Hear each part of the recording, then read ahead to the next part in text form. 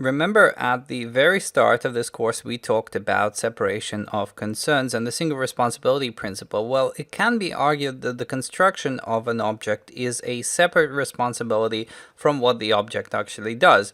So certainly in the case of simple, small objects, having a constructor makes sense, but if you do require a factory, then why not take that factory into a separate class? So instead of having a bunch of factory methods right inside point, how about we make a point factory and just have the methods there? So let's try doing exactly that. So what I'm going to do is I'm just going to make a class called point factory, like so. And then what I'm going to try and do is I'm going to try moving these two factory methods right inside point factory.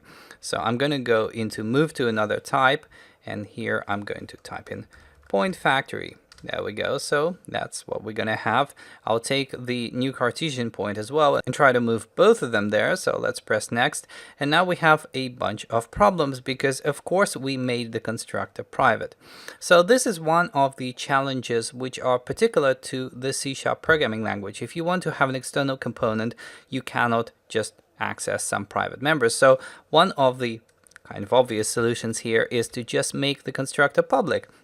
And this certainly solves the problem. However, you might be adverse to this kind of approach, and we'll talk about how to mitigate it later. But for now, we're just making things public. And as a consequence, we now have a point factory, which, well, you can see the complaint here that it's never instantiated. But the point is it's composed mainly of static methods. So it may as well be static. It's really up to you whether to make it static or not. It doesn't affect things that much.